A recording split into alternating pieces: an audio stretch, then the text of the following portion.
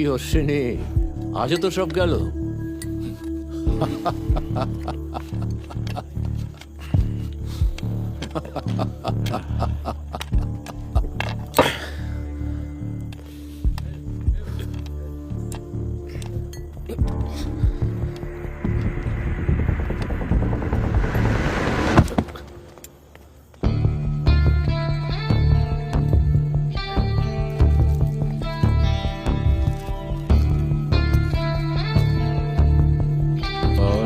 আবার লুট, কালকে আসুক, সব ভালো আবার।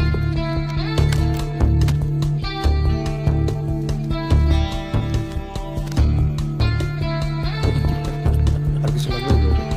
সব ঠিক আছে তো? ঠিক আছে।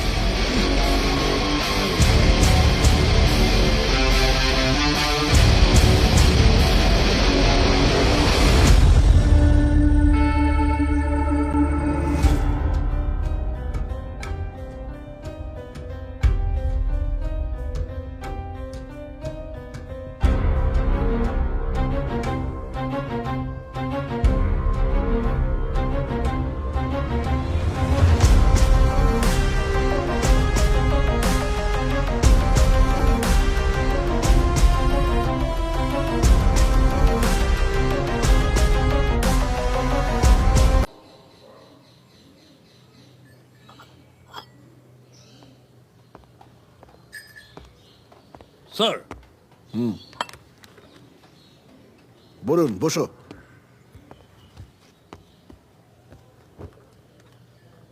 শরীর ঠিক আছে? মোটামুটি আছে স্যার, মাঝখানে একটু প্রেশারটা ফল করেছিল। এর মধ্যে আবার বেড়ে যাবে।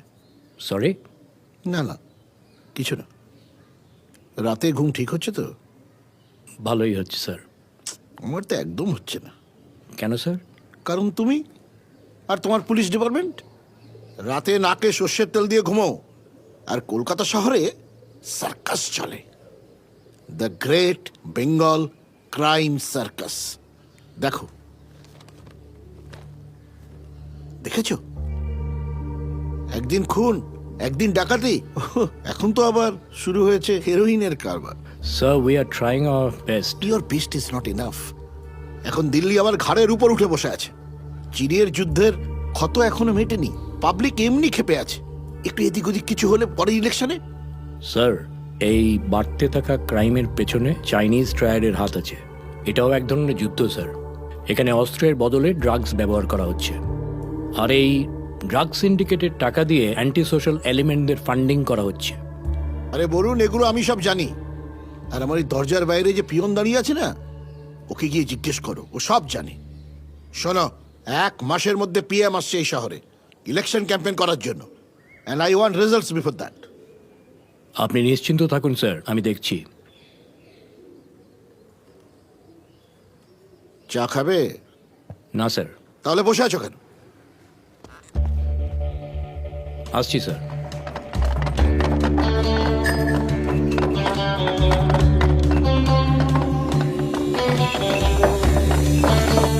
এই কলেজে আজকাল এইসব পড়াচ্ছে নাকি? এলাকার লোকজন কমপ্লেন করছে এই, তোদের দল দাঁড়ান, দাঁড়ান, রাত্রিবেলা এখানে এসে পোস্টার সাটিয়ে বেড়ায়। কোথায় তোর সাঙ্গপাঙ্গরা কোথায়? আপনি আমাকে এইভাবে হ্যারাস করতে পারেন না, আমি একজন স্টুডেন্ট। থানায় চল, তারপর এটা নিন তো। দেখাচ্ছে কি পারি আর না পারি।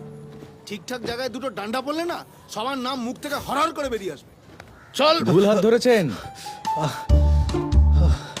মানে মানে যেভাবে হাতটা ধরেছেন তাতে শোল্ডার ডিসলোকেট হয়ে যাবে, কিন্তু তারপর আপনাকেই ওকে ডাক্তারের কাছে নিয়ে যেতে হবে, প্রচুর পেপার ওয়ার্ক করতে হবে। আপনার শিফট তো বোধহয় আর 1 ঘন্টায় শেষ।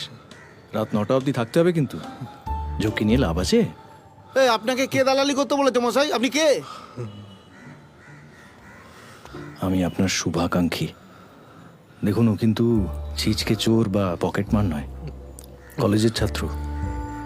একটা ঠিক জায়গায় কমপ্লেন ঠুকে দেবে, আপনি কিন্তু বিপদে পড়ে যাবেন। কিছুদিন দাঁড়িয়ে যা, তারপর তোদের সব কটার ব্যবস্থা করছি।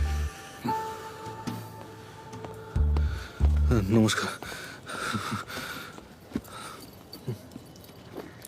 নমস্কার।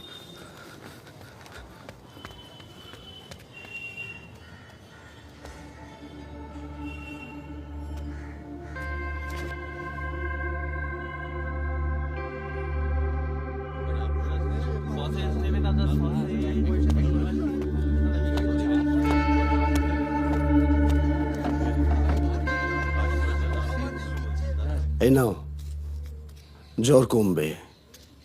এটা নিয়ম করে খাবার পরে 4 দিন খাবে, ঠিক আছে? এসো। আর হ্যাঁ, এটা খাওয়ার পরে জল খাবে না, হ্যাঁ? ঠিক আছে ডাক্তারবাবু, আমার না এর থেকে আর বেশি দেবার ক্ষমতা নেই ডাক্তারবাবু। আরে এসবের আবার কি দরকার? আগে সুস্থ হয়ে ওঠো, ঠিক আছে? এসো।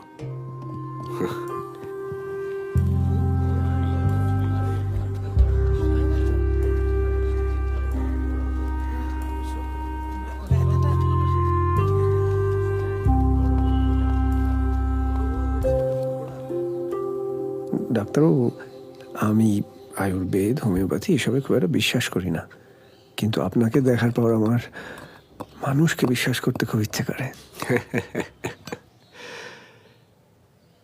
আপনি তো গল্প উপন্যাস লেখেন অজিত বাবু, তো ওসবের উপর বিশ্বাস না রাখলে গল্প দাঁড়াবে?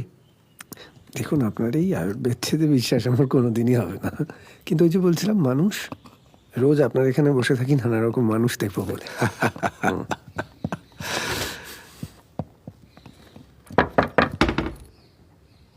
আগে এটা কি ডাক্তারবাবুর মেজবাড়ি? হ্যাঁ, উনি ডাক্তারবাবু। হ্যাঁ নমস্কার, এটা আমারই মেজ বাড়ি। নমস্কার, আমার নাম অতুল মিত্র। আমি আসলে কদিন একটা থাকার জায়গা খুঁজছি, তো এই এলাকায় খোঁজ খবর করতে সকলেই আপনার কথা বলল। এখানে কি ঘর খালি আছে? দেখুন অতুলবাবু, আমি দুঃখিত, এখানে তো কোনো খালি ঘর নেই।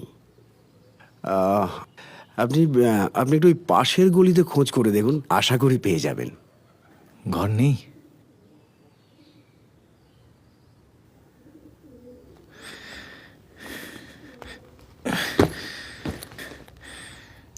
আসলে আমি থাকি বর্ধমানে, তো কলকাতায় চাকরির ইন্টারভিউ দেওয়ার জন্য কদিন থাকতে হবে। মানে হাতে বিশেষ টাকা কড়িও নেই যে হোটেলে থাকবো। একেবারেই কি কিছু করা যায় না? দেখুন অতুলবাবু, আপনাকে যদি আমি সাহায্য করতে পারতাম তাহলে আমার চেয়ে বেশি খুশি আর কেউ হতো না। আপনি দেখুন, আপনি পাশের গলিতে খোঁজ নিয়ে দেখুন, আশা করি পেয়ে যাবেন। আসলে এই অঞ্চলে তাও কিছু বাঙালি পরিবার আছে। ঠিক আছে, দেখি ওই পাশের গলির বস্তিতে। বড় হইহট্টগোল আসলে। এক গ্লাস জল পেতে পারি? হ্যাঁ অজিতবাবু। এই যে আমি দিচ্ছি। Thank you.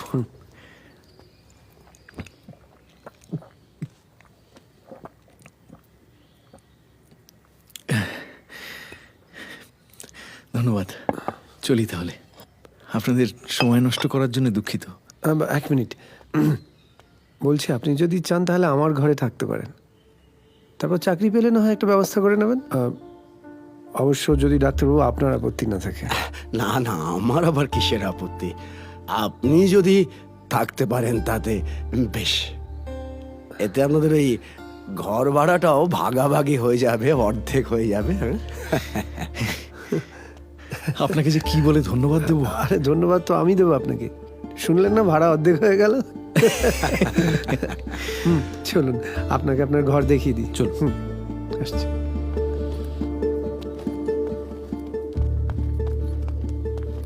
এই যে ডাক্তারবাবুর ওষুধের কাঁচামাল, আমরা এদিকে যাবো। আসুন।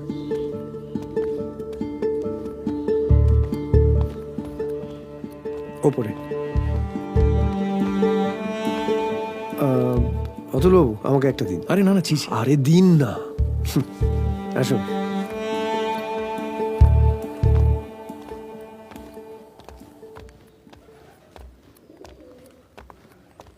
এই যে সুপ্রভাত, অশ্বিনী বাবু, এই যে অতুল মিত্র, আমাদের নতুন বোর্ডার, আমার ঘরেই থাকবেন। নমস্কার। কি অশ্বিনী, আজও তো সব গেল। আমার না অফিসে ভীষণ দেরি হয়ে যাচ্ছে, বিকেলে কথা হবে। হ্যাঁ, এখন চলি। আসুন। ও, এই যে ইনি হচ্ছেন ঘনশ্যাম বাবু, অতুল মিত্র, নতুন বোর্ডার। আমাদের ঘরটা সোজা। আসুন।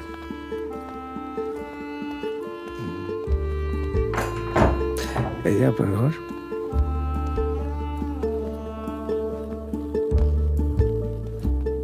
আসুন।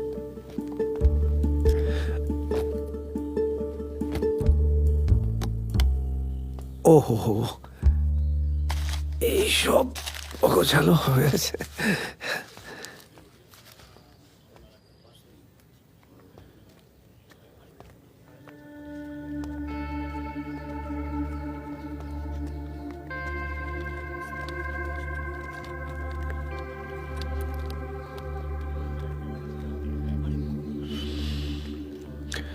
তিন দিন আগে ওখানে একটা মার্ডার হয়েছে। মার্ডার? কদিন যাক, মনে হয় পাশের গলিতে থাকলেই ভালো করতাম।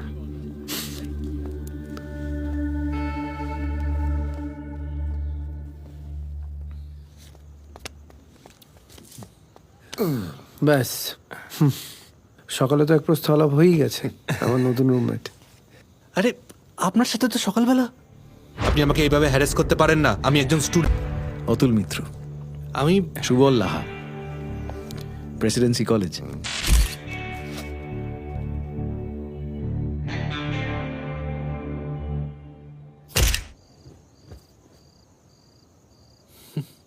ও বাদ দিন, সেসব অনেক কথা। ও, এই যে অশ্বিনী বাবু আমাদের ঘরের বাঁ দিকটায় থাকেন, আর ঘনশ্যাম বাবু আমাদের ঘরের ডান দিকটায়, আর সুবল থাকে হচ্ছে ডাক্তারবাবুর পাশের ঘরটা। আরো দু একজন আছে পিছনের দিকটায় থাকে। এখন এসব থাক না। হ্যাঁ, আপনি বসুন তো দাদা, এবার জমি এক হাত হয়ে যাক। অতুলবাবু, আপনি তাস খেলতে পারেন? ব্রিজ খেলা হচ্ছে তো? হ্যাঁ, ওই মোটামুটি পারি আর কি। বাঁচা গেল। বসুন বসুন। অজিত বাবু তো এই ব্যাপারে একেবারে গন্ডমূর্খ। অশ্বিনী বাবু, আমার ভালো লাগে না তাস টাস। আচ্ছা, আপনিই বলুন, ব্রিজ খেলা চারজন না হলে জমে?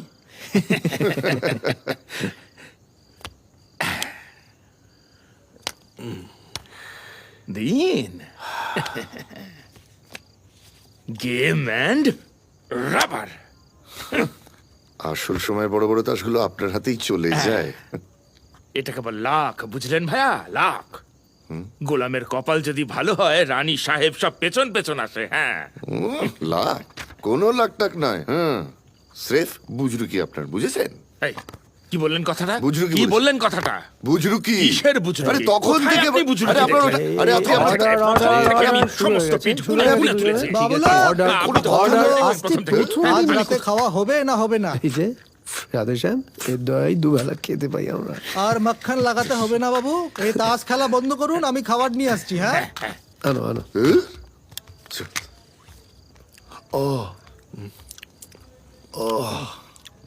একবার ডাক্তারবাবুকে দেখিয়ে নিলেই তো পারেন। কি আমার খোঁজ করছিলেন নাকি? এই তো ডাক্তারবাবু, দাঁতের ব্যথাটা বড় জ্বালাচ্ছে, একটা কিছু ব্যবস্থা করুন। বেশ তো, রাতে এসে নিয়ে যাবেন না হয়, আমি ওষুধ বানিয়ে রাখবো। ঠিক আছে, যাবক্ষণ। তারপর অতুলবাবু, সবার সাথে আলাপ হলো? আমি তো যা বুঝলাম আপনারা বেশ একান্নবর্তী পরিবারের মতো সব মিলেমিশে থাকেন। সুবল, বলছি কালকে ছুটির দিন, রাধেশ্যামকে বলবে সকালবেলা যেন সেই গরম গরম লুচি আর তার সাদা আলুর তরকারি তো? জমে যাবে। আর আমি ভাবছিলাম যে সকালবেলা আবার বাজারে যাব, দেখি ইলিশ পাই কিনা। আমার নতুন রুমমেটের অনারে সর্ষে ইলিশ হতে হলো কালকে। এই মেসে এসে বেশ বিপদ হয়ে গেল মনে হচ্ছে। কি বিপদ? চাকরি খোঁজা ছেড়ে দিয়ে ভালো মন্দ খেয়েই দিনগুলো কাটিয়ে দিতে হবে। ও, আমি ভাবছি কি বিপদে আমার প্রথম দিন। জলটা তো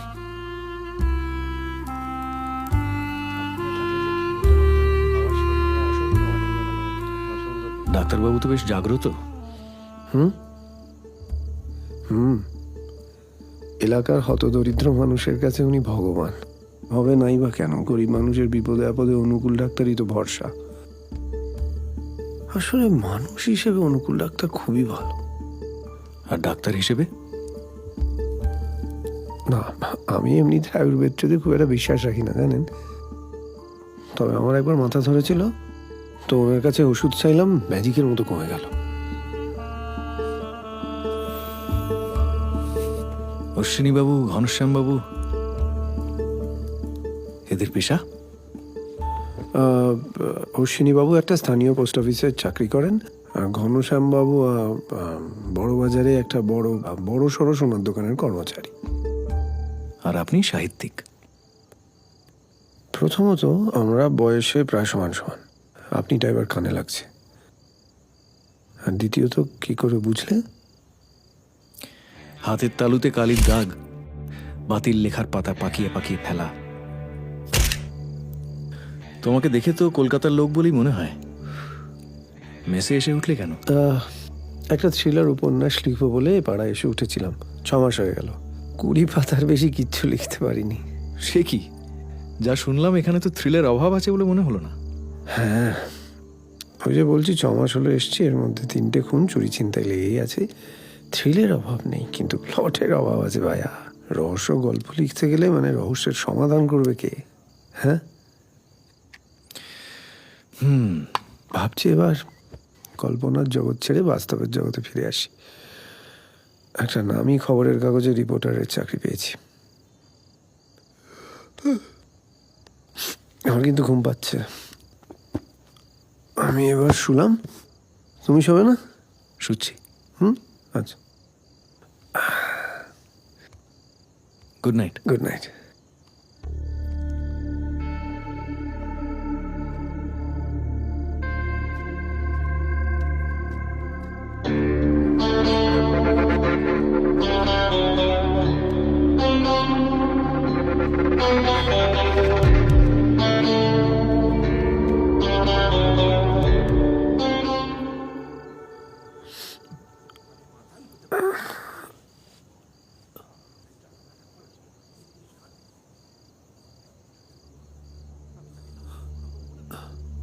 এ কি করছো? ইঁদুর। কি? ইঁদুর?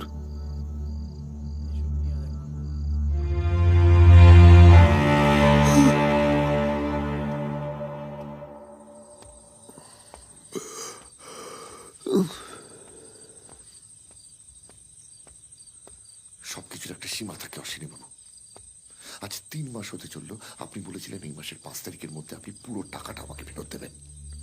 আজ মাসের কত তারিখ আপনার খেয়াল আছে? সামান্য এই কটা টাকার জন্য কেন এরকম অসভ্যতামি করছে না? আরে বাবা, দেবো তো, মরে গেছি নাকি? অসভ্যতম আমি করছি?